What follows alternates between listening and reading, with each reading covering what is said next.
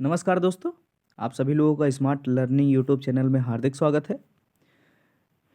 ये जो इतिहास की श्रृंखला चल रही थी, उसमें हम लोगों ने मुगल काल तक डिस्कस कर लिया था। आज का जो सेशन होगा, वो मुगल एडमिनिस्ट्रेशन पर आधारित होगा, जो कि विभिन्न एग्ज़ामों के लिए बहुत ही महत्वपूर्ण है। जैसे UPPCS, UPSC, TGT, PGT, UGC net, SSC, UP triple SC, railway and Super TET के जो एग्ज़ाम्स हैं, वहाँ पर जो इतिहास का पोर्शन आता है, उसमें जो मुगल एडमिनिस्ट्रेशन है, उससे क्वेश्चन पूछे जाने की जो संभावना रहती है, थोड़ी सी अधिक रहती है, जो मिडवल हिस्ट्री से जो क्वेश्चन आते हैं उनमें से। तो फिर आज का ये सेशन आपके लिए महत्वपूर्ण है, तो आप लोग इसे अधिक से अधिक लाइक करिए, शेयर करिए एंड अभी तक जिन्होंने चैनल को हमारे सब्सक्राइब नहीं किया है, वो सब्सक्राइब कर ले। आइए बढ़ते हैं अपने सेशन की तरफ। तो आज हम बात करेंगे अकबर के नवरत्न की। यहाँ से हम लोग स्टार्ट करेंगे। ये नवरत्न क्या थे कि वो 9 महान शख्सियत थी इस समय अकबर के काल में, जो कि विभिन्न क्षेत्रों में अपनी निपुणता को प्रदर्शित करते थे। तो फिर एक एक करके हम लोग इनको डिस्कस करते हैं। पहले जो थे वो तानसेन थे। तानसेन एक क्या थे कि एक म्यूजिशियन थे, प्रसिद्ध संगीतकार। मूलतः ये ग्वालियर के थे। तो ये इनकी ख्याति किस में थी? संगीत में थी। दूसरे थे बीरबल, जिसे अकबर ने राजा या फिर कविराज की उपाधि दी थी, और ये अपनी वाक पटुता तथा चातुर्य के लिए फेमस थे। ये बहुत ही बुद्धिमान हुआ करते थे, बहुत ही चतुर थे। इनके पास हर एक क्वेश्चन का एक अच्छा सा जवाब होता रहता था, यूनिक सा। तो इसलिए बीरबल ये फेमस थे। यूसुफजाई कबीले पर आक्रमण के समय वो लड़ते हुए वो शहीद हो गए थे। तो ये बीरबल की कहानी थी। अगले है कि अब्दुल रहीम खान खाना। तो ये अकबर के संरक्षक बैरम खान के पुत्र हुआ करते थे। इनका जो मूल नाम था अब्दुल रहीम था, और इन्हें अकबर ने खाने खाना की उपाधि प्रदान की थी, और यह कवि और सेनापति दोनों हुआ करते थे। नेक्स्ट है टोडरमल। टोडरमल क्या थे कि टोडरमल एक अच्छे एडमिनिस्ट्रेटर थे। ठीक है, तो टोडरमल क्या थे कि टोडरमल पहले शेरशाह की सेवा में थे, लेकिन उनकी मृत्यु के बाद 1573 में ये अकबर की सेवा में आ गए। अकबर ने उन्हें वित्त मंत्री बनाया और राजा की उपाधि से इन्हें नवाजा। और इन्होंने क्या थी कि भूमि की माप के आधार पर जो लगान की वैज्ञानिक पद्धति थी, उसको टोडरमल ने विकसित किया, और यह एक प्रसिद्ध सेनापति भी थे, राजा टोडरमल। तो ये क्या थे कि जो भी भूमि की पैमाइश होती थी, उसके लिए एक वैज्ञानिक पद्धति इन्होंने लॉन्च की थी, इसलिए ये फेमस थे। अगले हैं कि अबुल फजल। तो अबुल फजल क्या थे कि एक फारसी जो भाषा के एक विद्वान और प्रसिद्ध इतिहासकार थे, और ये शेख मुबारक के पुत्र थे तथा अकबर के दरबारी जो शायर फैजी थे, उनके छोटे भाई थे। अबुल फजल कई वर्षों तक अकबर के विश्वासपात्र वजीर और सहायक भी रहे। इन्होंने आईन अकबरी और अकबरनामा नामक 2 ग्रंथों की रचना इन्होंने की थी। और नेक्स्ट है कि मुल्ला दो प्याजा। और ये मुल्ला दो प्याजा क्या थे? ये भी अपनी वाक्पटुता के लिए फेमस थे, और प्याज के प्रेमी होने के कारण इन्हें मुल्ला दो प्याजा का नाम भी इनको मिल गया, और लोग इन्हें प्यार से मुल्ला दो प्याजा कहते थे। नेक्स्ट थे मान सिंह।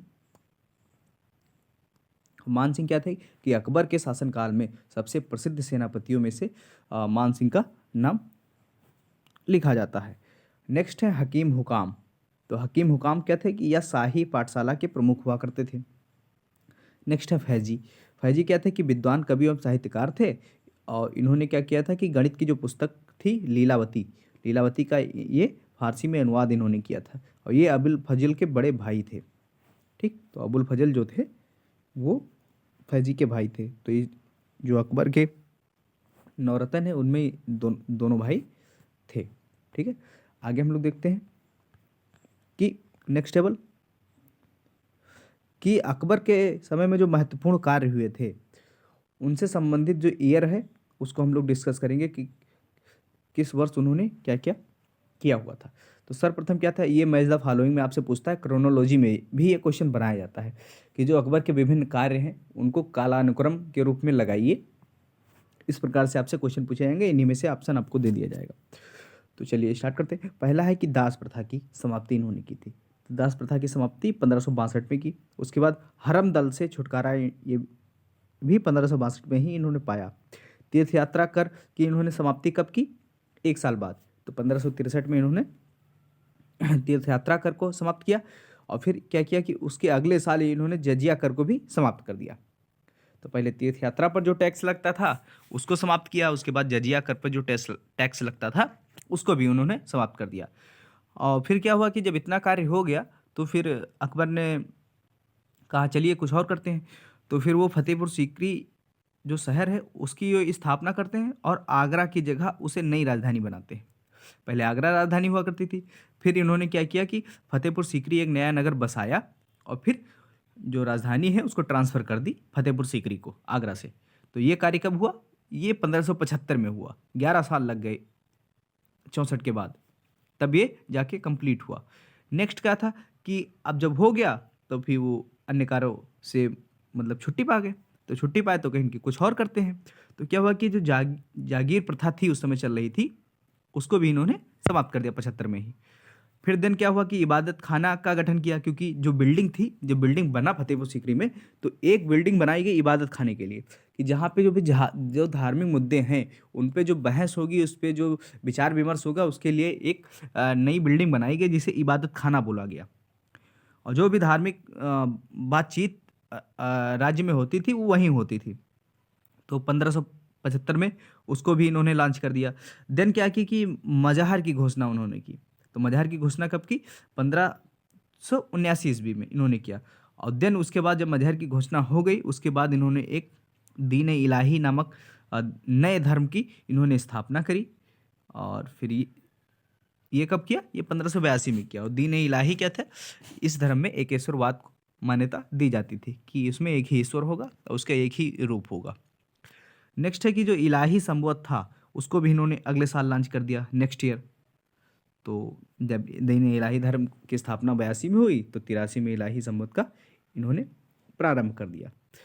तो ये टेबल थी। महत्वपूर्ण जो सन थे उसके साथ साथ महत्वपूर्ण जो कार्य था उनका वो डिस्कस किया गया। साथ ही साथ अब हम लोग डिस्कस कर लेते हैं कि जो मुगल काल के जो चित्रकार थे वो कौन कौन से थे, वो किन किन के दरबार में थे। ठीक, तो उसको हम लोग देख लेते हैं क्योंकि इनमें बड़ा कन्फ्यूज़न रहता है कि कौन हुमायूं के समय था, कौन अकबर के समय था और कौन जहांगीर के समय था और कौन शाहजहां के समय में था। ठीक, तो सबसे पहले देख लेते हैं हुमायूं के समय में, क्योंकि हुमायूं का जो शासन है वो सबसे पहले आता है। तो हुमायूं के समय के चित्रकार कौन थे? बिहजात थे। अब बिहजात को पूर्व का राफेल कहा जाता था। तो ये दो नाम आपको देखने को मिलेंगे, बेहजात या फिर पूर्व का राफेल। दूसरे थे अबू सम्मद। अबू सम्मद जिसको सीरी कलम या फिर मधुलेखनी की उपाधि इनको मिली हुई थी। और तीसरे थे मीर सैयद अली। और ये चित्रकार किनके समय के थे? तो हुमायूं के समय थे। हुमायूं के समय में कौन था? बिहजात, अबू सम्मद और मीर सैयद अली।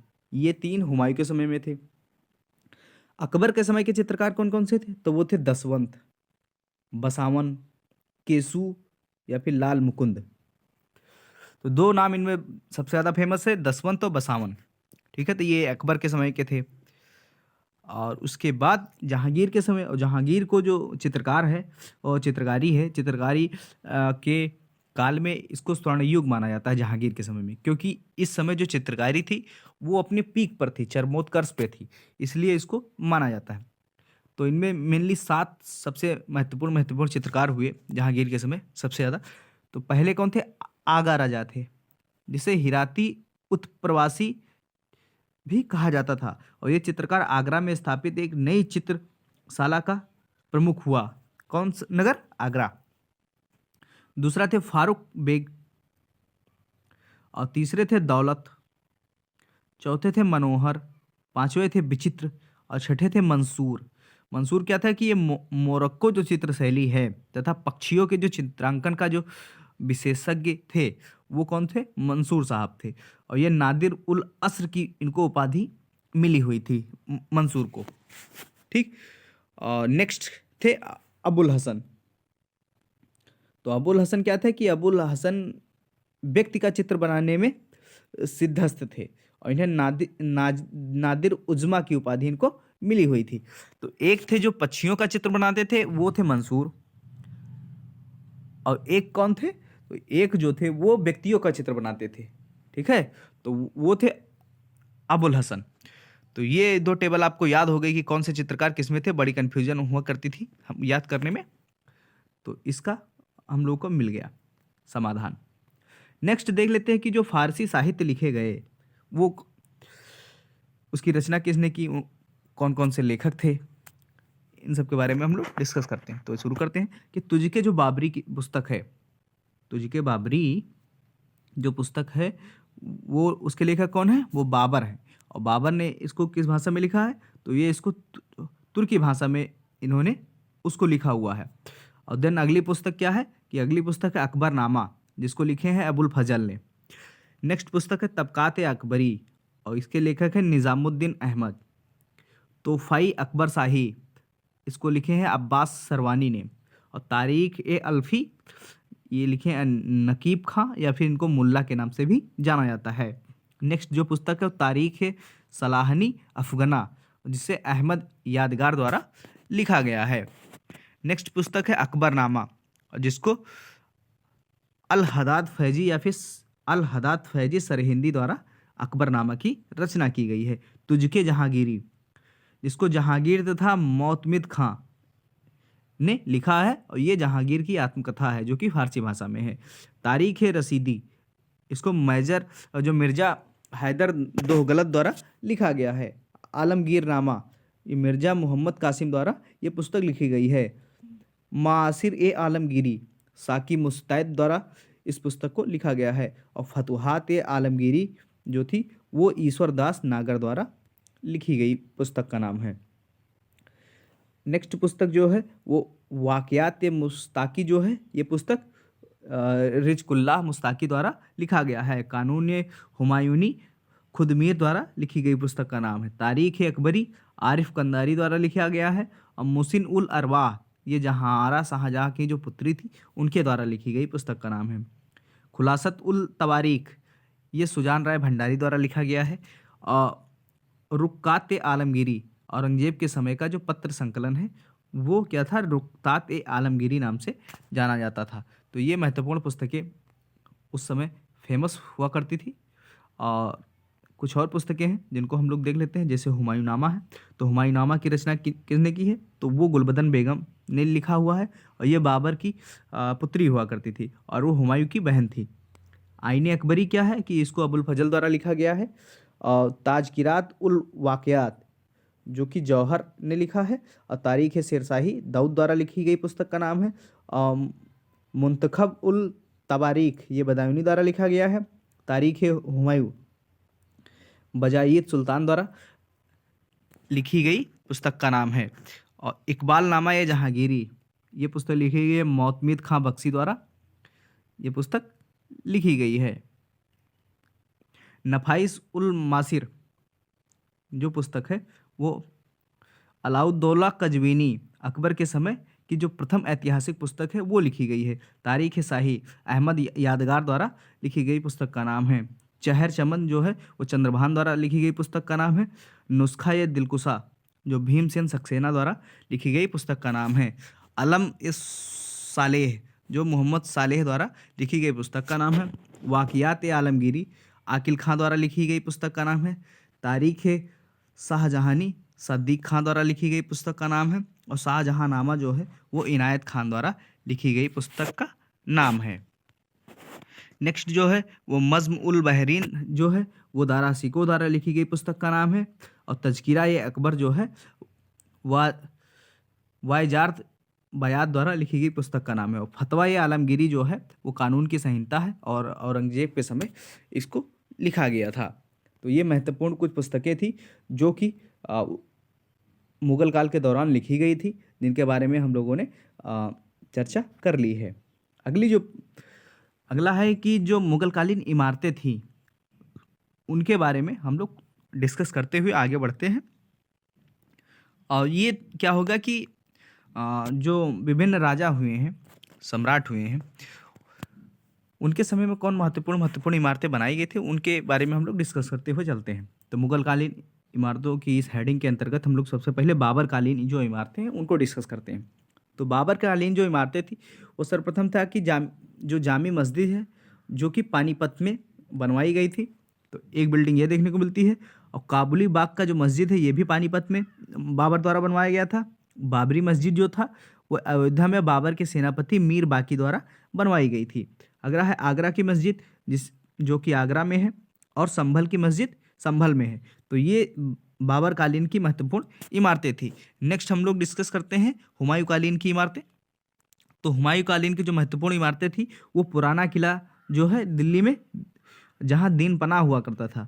तो एक बिल्डिंग ये हो गई, दूसरा था फतेहाबाद की जो मस्जिद थी जो कि हिसार में पड़ती है। तो ये हुमायूं कालीन की जो इमारतें थी तो उसको हम लोगों ने डिस्कस किया। अब नेक्स्ट हम लोग करते हैं शेरशाह के समय की जो महत्वपूर्ण इमारतें हैं उनको देखते हैं। तो उनके काल में बनवाई गई सबसे जो महत्वपूर्ण बिल्डिंग है वो है सासाराम का जो मकबरा खुद के द्वारा बनवाया गया था, जो कि चारों तरफ पानी से घिरा हुआ था, जो कि अष्टकोणीय आकृति में बनाया गया है। और दूसरा था रोहतास का किला, रोहतासगढ़ का किला, जो कि उत्तर पश्चिमी सीमा प्रांत में पड़ता था। और किला या कोहना जो कि दिल्ली में पड़ता है, इसको शेरशाह कालीन इमारतों में दर्ज किया जाता है। नेक्स्ट आ जाता है कि अकबर कालीन जो इमारतें हैं उनमें, तो अकबर कालीन जो महत्वपूर्ण इमारतें थी उसमें था हुमायूं का मकबरा जो कि दिल्ली में पड़ता है, आगरा का किला जो कि आगरा में पड़ता है, जहांगीरी जो महल है वो जो आगरा में पड़ता है, अकबरी महल आगरा में है, फतेहपुर सीकरी आगरा में है, पंचमहल फतेहपुर सीकरी में है जिसे हवा महल भी कहा जाता है, दीवाने आम और दीवाने खास फतेहपुर सीकरी में जो बनाया गया है, जोधाबाई का जो महल है जो कि फतेहपुर सीकरी में बनाया गया था, और तुर्की सुल्तान की कोठी जो कि फतेहपुर सीकरी में है वो, और बीरबल का महल फतेहपुर सीकरी में जो बनवाया गया है वो, और सलेम चिश्ती का मकबरा जो कि फतेहपुर सीकरी में बनवाया गया था। उसके साथ साथ ही जो गुजरात विजय के उपलक्ष्य में बनवाया गया जो बुलंद दरवाज़ा था वो अकबर कालीन जो महत्वपूर्ण इमारतों में से एक है। और नेक्स्ट है इस्लाम शाह का जो मकबरा था फतेहपुर सीकरी में बनवाया गया था। और नेक्स्ट है जामा मस्जिद जो कि फतेहपुर सीकरी में बनवाई गई थी। और लाहौर का किला और इलाहाबाद का किला जो है वो जो अकबर कालीन महत्वपूर्ण जो बिल्डिंगें थी वो बनवाई गई थी, क्योंकि अकबर का शासन जो था वो बहुत सहिष्णु था। और उस समय चूँकि एडमिनिस्ट्रेशन बहुत अच्छी तरीके से चल रहा था तो फिर इनको जो बिल्डिंग बनवाने का अच्छा खासा मौका मिला और उन्होंने बनवाया भी।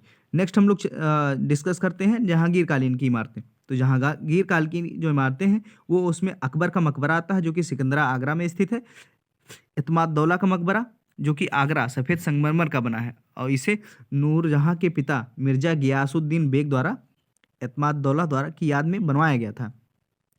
नेक्स्ट है जहांगीर का मकबरा जो थी शहादरा लाहौर में पड़ता है।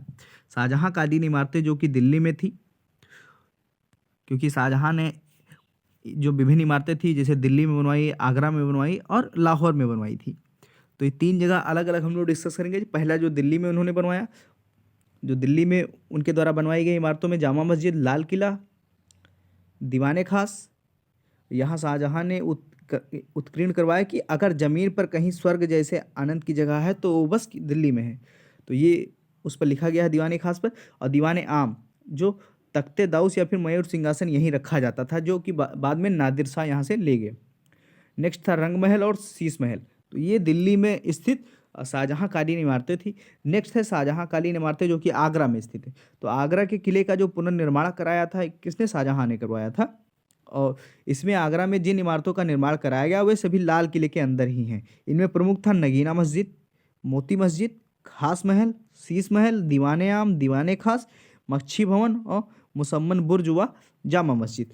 तो ये थी जिनमें मंदिर इन्होंने मरम्मत करवाई थी। नेक्स्ट है कि जो ताजमहल या विश्व की प्रसिद्ध इमारत का निर्माण शाहजहाँ ने अपनी सबसे प्रिय जो पत्नी मुमताज महल की याद में करवाया था। इसका निर्माण कार्य 1632 में आरंभ हुआ और 22 वर्ष में 1653 में ये इसको पूरा कर लिया गया। और इसके जो वास्तुकार थे वो उस्ताद ईसा खां थे। ठीक, तो ये बिल्डिंग महत्वपूर्ण है जो कि आगरा में है और ये 7 आश्चर्यों में से एक मानी जाती है विश्व में। नेक्स्ट है कि लाहौर में जो शाहजहाँ कालीन इमारतें हैं उनके बारे में डिस्कस करते हैं। तो उसमें था लाहौर का जो किला था, वो शाहजहाँ ने लाहौर में जिन इमारतों का निर्माण कराया वो सभी इसी किले के अंदर है, जिनमें था दीवाने आम, शाह बुर्ज, शीश महल, ख्वाब महल या फिर नौलखा महल। तो ये सभी लाहौर में पड़ती हैं जो कि शाहजहाँ द्वारा बनवाई गई थी। तो ये महत्वपूर्ण बिल्डिंगें उनके द्वारा बनवाई गई थी। और औरंगजेब की जो कालीन जो इमारतें हैं उनमें मोती मस्जिद जो दिल्ली में है, राबिया उद दौरानी का जो मकबरा है वो औरंगाबाद में, इसे बीबी का मकबरा भी कहा जाता है और इसे द्वितीय ताजमहल भी कहा जाता है क्योंकि ये इतना ही खूबसूरत है। क्योंकि क्या हुआ था कि औरंगजेब द्वारा जो उनकी पत्नी थी उन्होंने बताया था कि मुझे ताजमहल जैसी एक नई बिल्डिंग बनवा के दीजिए, तो फिर ताजमहल के तर्ज पे ये बिल्डिंग बनवाई गई जिसे बीबी का मकबरा भी कहा जाता है। नेक्स्ट है कि बादशाही मस्जिद जो कि लाहौर में पड़ती है। तो ये 3 बिल्डिंगें औरंगजेब कालीन की प्रमुख इमारतें थी। अब आगरा आगरा की जो मोती मस्जिद है उसका निर्माण शाहजहां ने करवाया था, जबकि दिल्ली के लाल किले में जो बनी मोती मस्जिद का निर्माण औरंगजेब ने करवाया था। ये नोट है क्योंकि आप कन्फ्यूजन कर सकते हैं। नेक्स्ट है कि जो फारसी में अनुवादित रचनाएं थीं वो कौन कौन सी थी और उनको किस नाम से उनका अनुवाद किया गया था और उनके अनुवादक कौन थे, ट्रांसलेटर कौन थे, तो उसके बारे में हम लोग देखते हैं। तो तुझके जो बाबरी है, जो बाबरनामा लिखी गई थी, उसके ट्रांसलेटर थे अब्दुल रहीम खान खाना। रामायण के बदायूनी थे। राजतरंगिणी के शाह मोहम्मद शाहबादी थे। नल दमयंती के फैजी थे। पंचतंत्र की कथाओं के अबुल फजल थे। और हरिवंश पुराण जो था उसके मौलाना सौरी हुआ करते थे। और जो 52 उपनिषद थे उन्हें सिर्रे अकबर कहा गया, वो उसके अनुवादक कौन थे, दारा सिको हुआ करते थे। और महाभारत जिसको रजमनामा नाम से ट्रांसलेट किया गया था और इसके अनुवादक में थे नकी खां, बदायूनी, अबुल फजल और फैजी, मिल करके महाभारत को अनुवाद इन्होंने किया था। और अथर्ववेद का जो अनुवाद किया था वो बदायूनी और हाजी इब्राहिम सरहिंदी द्वारा किया गया था। लीलावती पुस्तक का अनुवाद फैजी द्वारा किया गया था। और कालिया दमन का अबुल फजल, प्रबोध चंद्रोदय का मुंशी बनवारी दास और गीता का दारा सिको और योग वशिष्ठ का भी दारा सिको ने ट्रांसलेट किया है। तो ये विभिन्न जो पुस्तक हैं उनको ट्रांसलेट किया गया था और उसके ट्रांसलेटर का नाम बता दिया गया है। और ये एग्जाम में बहुत पूछा जाता है, इस समय ट्रेंड चल रहा है, तो फिर आप लोग इसको याद करके रखिएगा। और कुछ हिंदी साहित्य थे उनको भी इसी काल में लिखा गया था, उनके बारे में देख लेते हैं। जैसे रामचरितमानस जो पुस्तक है उसको तुलसीदास द्वारा लिखा गया है। प्रेम वाटिका रसखान द्वारा लिखा गया। सुंदर श्रृंगार सुंदरदास द्वारा लिखा गया। बारहमासा सुंदरदास। रसिक प्रिया केशवदास। रामचंद्रिका केशवदास। पद्मावत की रचना मलिक मोहम्मद जायसी शेरशाह के समकालीन में हुआ करते थे, उन्होंने लिखा था। विनय पत्रिका तुलसीदास। आचार्य सरस्वती सुंदरदास। सिंहासन बत्तीसी सुंदरदास। कवि प्रिया केशवदास। अलंकार मंजरी केशवदास। कविता रत्नाकर सेनापति द्वारा। और मधुमालती मंझन जो कि शेरशाह के समकालीन थे। ये जो विभिन्न हिंदी साहित्य की जो पुस्तकें हैं वो थी और इनको मैच द फॉलोइंग में पूछा जाता है, तो आप लोग इसको याद करके रखिएगा। कुछ संस्कृत साहित्य थे जैसे गंगाधर जिसको लिखा है जगन्नाथ पंडित द्वारा, और ये भी क्या कहते हैं शाहजहां के राजकवि हुआ करते थे। और भानुचंद्र चरित जो कि श्रृंगार दर्पण नाम से भी है और इसे आचार्य सिद्धचंद्र द्वारा लिखा गया है। और गंगा लहरी जो था वो उसको भी जगन्नाथ पंडित द्वारा लिखा गया था। श्रृंगार दर्पण पद्म सुंदर द्वारा और अकबर शाही भी पद्म सुंदर द्वारा लिखी गई पुस्तक का नाम है। तो ये थे महत्वपूर्ण टेबल। अब हम लोग कुछ क्वेश्चन को डिस्कस कर लेते हैं और फिर आगे बढ़ते हैं। नेक्स्ट है जो मेवाड़ से युद्ध और चित्तौड़ की जो संधि किसके शासन में महत्वपूर्ण उपलब्धि है, तो वो जहांगीर के समय की महत्वपूर्ण उपलब्धि है। अकबरनामा किसने लिखा है, तो अकबरनामा को अबुल फजल ने लिखा है।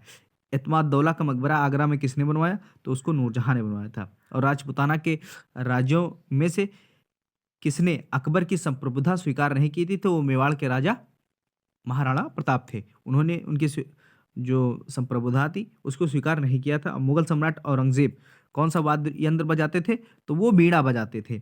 और जहांगीर को कहाँ दफनाया गया है, तो जहांगीर को दफनाया गया है लाहौर में, ठीक है। और शाहजहां के काल में कौन यूरोपीय यात्री भारत आया था, तो वो था पीटर मुंडी। ये याद करके रखिएगा क्योंकि मैच द फॉलोइंग आपसे करवा सकता है और साथ ही साथ क्रोनोलॉजी में भी पूछ सकता है। लंदन में ब्रिटिश इंडिया कंपनी जो थी के गठन के समय भारत का कौन बादशाह था, तो उस समय अकबर था। लंदन में पूछ रहा है, जब भारत में हो जाएगा तो ये बदल जाएंगे। दिल्ली का जो पुराना किला किसके द्वारा बनवाया गया है, तो वो शेरशाह द्वारा बनवाया गया है। और कृषकों की सहायता के लिए किस मध्यकालीन भारतीय शासक ने पट्टा एवं काबूलियत की व्यवस्था प्रारंभ की थी, आपको ऑप्शन मिल जाते हैं अलाउद्दीन खिलजी, साथ ही साथ मोहम्मद बिन तुगलक, शेरशाह और अकबर। तो हमारा जो आंसर हो जाता है कौन हो जाता है? तो जो पट्टा और काबूलियत की जो व्यवस्था की थी वो शेरशाह द्वारा की गई थी, और जो कि आज भी वर्तमान में प्रचलित है उत्तर प्रदेश में, ठीक है।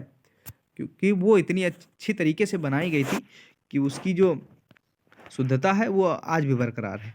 नेक्स्ट हम लोग देख लेते हैं कुछ पुस्तक कि जैसे अकबर द्वारा जो दीवान का पूर्ण रूपेण दर्जा दिया जाने वाला प्रथम व्यक्ति कौन था?